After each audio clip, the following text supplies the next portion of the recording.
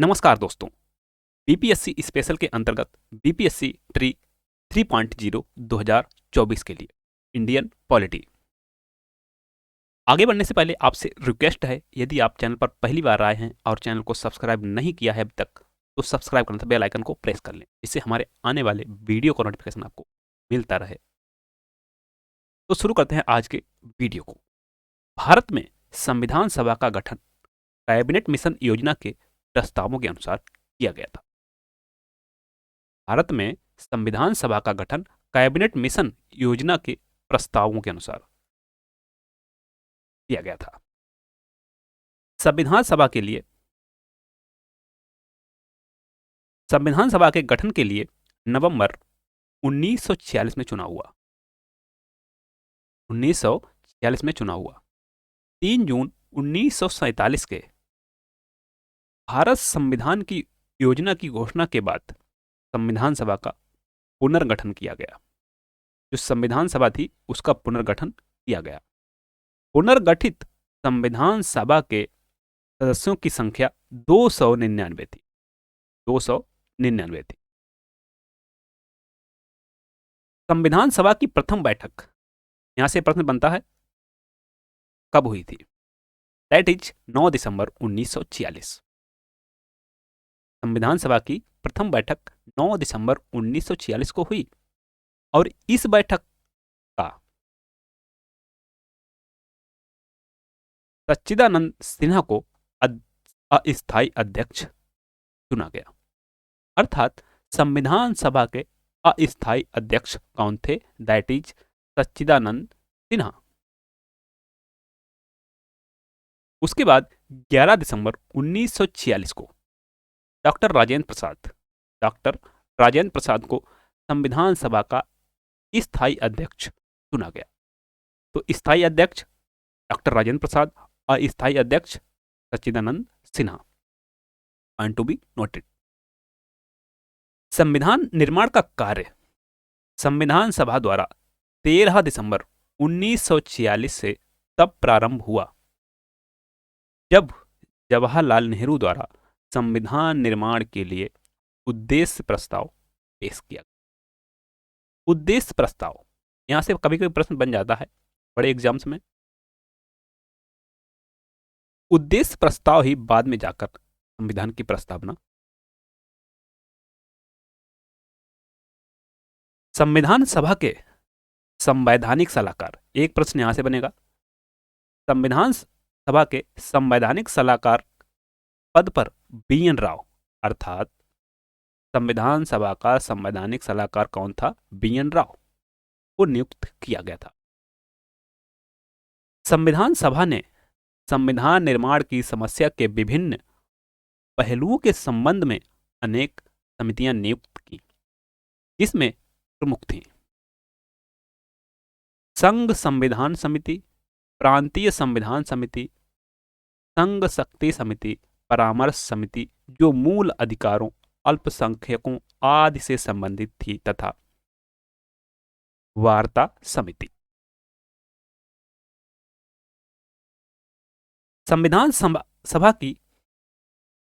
सभा की परामर्श शाखा ने 17 मार्च 1947 को संविधान की मुख्य विशेषताओं के संबंध में एक प्रश्न सूची विभिन्न प्रांतीय विधानमंडलों तथा केंद्रीय विधानमंडलों के सदस्यों के पास भेजी, जिससे वे प्रस्तावित संविधान के बारे में अपने विचार व्यक्त कर सके।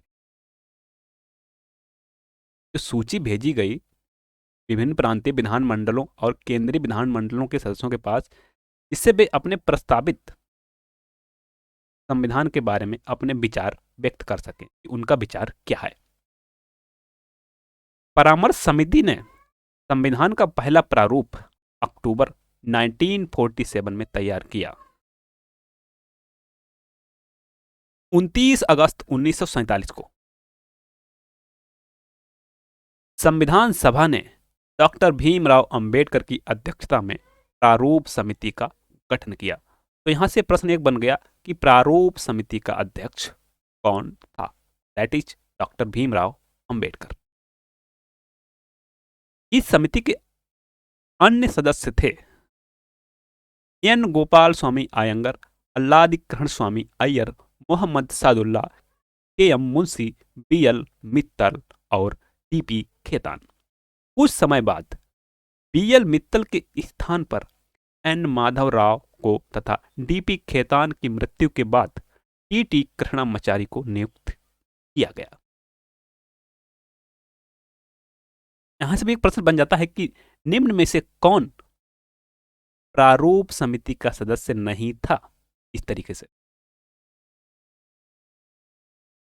प्रारूप समिति को यह कार्य सौंपा गया था कि वह परामर्श समिति द्वारा तैयार किए गए संविधान का परीक्षण करें और फिर संविधान को विचार के लिए संविधान सभा के समक्ष प्रस्तुत करें। प्रारूप समिति ने भारत के संविधान का प्रारूप तैयार करके उसे 8 फरवरी 1948 में संविधान सभा के अध्यक्ष के सुपुर्द किया। 8 फरवरी 1948 में संविधान सभा के अध्यक्ष के सुपुर्द किया। 15 नवंबर 1948 के संविधान के प्रारूप पर प्रथम वाचन प्रारंभ हुआ। 26 नवंबर 1949 को संविधान के प्रारूप पर अंतिम वाचन समाप्त हुआ और इसी दिन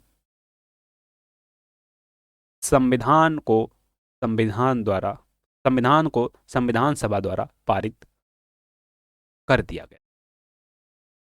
जिस दिन संविधान को अंतिम रूप से पारित किया गया उस दिन इसमें कुल 395 अनुच्छेद और 8 अनुसूचियां थी।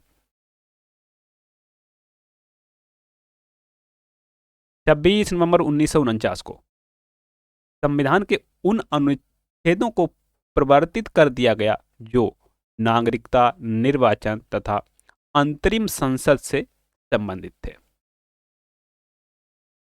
संविधान सभा का अंतिम दिन 24 जनवरी 1950 था। संविधान सभा का जो अंतिम दिन था वह था 24 जनवरी 1950 और इसी दिन संविधान सभा के सदस्यों द्वारा संविधान पर हस्ताक्षर किया गया। 26 जनवरी 1950 को संविधान सभा को अंतरिम संसद में परिवर्तित कर दिया गया। संविधान निर्माण में 2 वर्ष 11 मास तथा 18 दिन लगे। संविधान में वर्तमान समय में 444 अनुच्छेद तथा 12 अनुसूचियां हैं। ये वाली संख्या जो है हो सकता है बदल जाए 444 वाली, लेकिन अनुसूचियां 12 हैं। संविधान की उद्देशिका से स्पष्ट है, प्रियम्बल ऑफ कॉन्स्टिट्यूशन है, इससे स्पष्ट है, क्लियर है कि संविधान का स्रोत जो है भारत की जनता है और भारत की जनता ने अपनी संप्रभु इच्छा को संविधान के माध्यम से व्यक्त किया है। संविधान की उद्देशिका के अनुसार भारत को एक प्रभुत्व संपन्न, लोकतांत्रिक, धर्मनिरपेक्ष, समाजवादी गणराज्य बनाने का निश्चय किया गया है। भारत प्रभुत्व संपन्न है अर्थात अपने सभी फैसले स्वयं लेने के लिए स्वतंत्र है। इस पर किसी बाहरी शक्ति का कोई दबाव नहीं है। लोकतांत्रिक, धर्मनिरपेक्ष, समाजवादी। उद्देशिका में प्रयुक्त प्रभुत्व संपन्न शब्द का तात्पर्य है कि भारत आंतरिक या बाह्य दृष्टि से किसी विदेशी सत्ता के अधीन नहीं है और प्रभुत्व संपन्नता भारत की जनता में निहित है। लोकतांत्रिक शब्द का तात्पर्य है कि भारत की सरकार की शक्ति का स्रोत भारत की जनता है तथा जनता द्वारा निर्वाचित प्रतिनिधि देश का शासन चलाते हैं। पंथ निरपेक्ष शब्दावली को संविधान की उद्देशिका में 42वां संविधान संशोधन 1976 के द्वारा जोड़ा गया था। समाजवाद तथा अखंडता शब्द भी संविधान की उद्देशिका में 42वें संविधान संशोधन अधिनियम 1976 द्वारा जोड़े गए थे। उद्देशिका में प्रयुक्त गणतंत्र शब्द का तात्पर्य है कि भारत का राज्याध्यक्ष वंशानुगत नहीं होगा, जैसा कि इंग्लैंड में होता है। संविधान का उद्देश्य लोगों को सामाजिक, आर्थिक तथा राजनीतिक न्याय, विचार, मत, विश्वास तथा धर्म की स्वतंत्रता, पद एवं अवसर की समानता, व्यक्ति की गरिमा तथा राष्ट्र की एकता के लिए बंधुत्व को प्रदान करना है। उच्चतम न्यायालय के निर्णय के अनुसार संविधान की उद्देशिका संविधान का भाग है और इसमें संशोधन किया जा सकता है। जो हमारी प्रस्तावना है वह है संशोधन उसमें किया जा सकता है और संशोधन किया गया है 42वां संविधान संशोधन द्वारा। इसमें समाजवादी, पंथ निरपेक्ष और अखंडता शब्द जोड़े गए। भारतीय संविधान में संघात्मक तथा एकात्मक दोनों संविधान के तत्व और यह सामान्यतः संघात्मक संविधान के रूप में कार्य करता है और विशेष परिस्थिति में एकात्मक संविधान के रूप में कार्य करता है। यदि कोई आपातकाल है तो हमारा जो संविधान है एकात्मक रूप ले लेता है। प्रोफेसर हेयर के अनुसार भारत का संविधान अर्धसंघीय संविधान है। इसमें ऐसे कई गुण हैं जो अर्धसंघीय संविधान के हैं, जैसे राज्यपाल की नियुक्ति, अखिल भारतीय सेवाएं, एक संविधान, एकल नागरिकता। आइवर जेनिंग्स के अनुसार भारत के संविधान में केंद्रीयकरण की सशक्त प्रवृत्ति है। इसमें केंद्रीयकरण की सशक्त प्रवृत्ति है।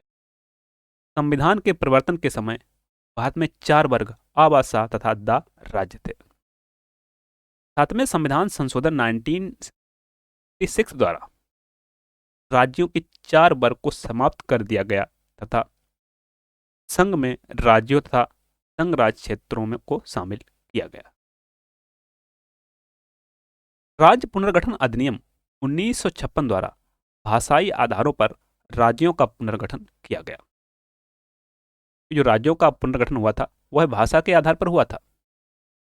वर्तमान समय में भारत में 28 राज्य तथा 8 संघ राज्य क्षेत्र हैं, जिनका उल्लेख संविधान की प्रथम अनुसूची में किया गया है। वर्ष 2002 में गठित 3 नए राज्य छत्तीसगढ़, उत्तराखंड और झारखंड। नए राज्यों को गठित करने या विद्यमान राज्यों के नामों, सीमा में परिवर्तन आदि का अधिकार संसद में निहित है। ये सब सिर्फ संसद ही कर सकती है। इसको करने के लिए राज्य को अधिकार नहीं दिया गया है। किसी राज्य की सीमा में परिवर्तन करना है, राज्य का नाम बदलना है, और इसके लिए प्रथम अनुसूची में संशोधन किया जाता है। भारतीय संविधान में नागरिकता शब्द को परिभाषित नहीं किया गया है और नागरिकता के संबंध में अनुच्छेद 5 से 11 तक में प्रावधान किया गया है। भारतीय संविधान के अनुच्छेद 11 में किए गए प्रावधानों के अनुसरण में संसद ने भारतीय नागरिकता अधिनियम 1955 पारित किया। यदि कोई व्यक्ति अपनी इच्छा से विदेशी राज्य की नागरिकता प्राप्त कर लेता है तो उसकी भारतीय नागरिकता अपने आप समाप्त हो जाती है। भारत में नागरिकता प्राप्त करने के 5 प्रकार हैं: जन्म से, वंशक्रम द्वारा, पंजीकरण द्वारा, देशीकरण द्वारा तथा अर्जित भूभाग के सम्मेलन द्वारा नागरिकता प्राप्त की जाती है। भारत में परित्याग द्वारा दूसरे देश की नागरिकता प्राप्त करने के द्वारा तथा केंद्रीय सरकार द्वारा नागरिकता से वंचित किए जाने पर किसी व्यक्ति की भारतीय नागरिकता समाप्त हो जाती है। संविधान के भाग 3 में अनुच्छेद 12 से 35 में उन अधिकारों तथा संरक्षणों का वर्णन किया गया है जो व्यक्तियों के लिए मूलभूत हैं। अर्थात मूल अधिकारों का उल्लेख संविधान के भाग 3 में 12 से 35 में किया गया है और मूल अधिकारों को भारत का मैग्ना कार्टा कहा जाता है।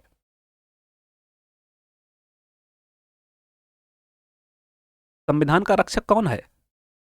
माननीय सुप्रीम कोर्ट। संविधान के अनुसार कुछ पद केवल भारतीय नागरिकों के लिए आरक्षित हैं, जैसे राष्ट्रपति का पद, उपराष्ट्रपति का पद, उच्चतम न्यायालय तथा उच्च न्यायालयों के न्यायाधीशों के पद, महान्यायवादी का पद, राज्यपाल का पद तथा महाधिवक्ता का पद सिर्फ भारतीय नागरिकों के लिए आरक्षित है। संविधान के प्रवर्तन के समय संविधान द्वारा 7 प्रकार के मूलाधिकार प्रत्याभूत किए गए थे, लेकिन 44th कॉन्स्टिट्यूशन अमेंडमेंट 1978 में संपत्ति के अधिकार को मूल अधिकारों की सूची से हटाकर एक विधिक अधिकार बना दिया गया, जो वर्तमान में अनुच्छेद 300A में है। संविधान द्वारा प्रदत्त मूल अधिकार हैं समता का अधिकार, स्वतंत्रता का अधिकार, शोषण के विरुद्ध अधिकार, धार्मिक स्वतंत्रता का अधिकार, संस्कृति तथा शिक्षा संबंधी अधिकार और संवैधानिक उपचारों का अधिकार।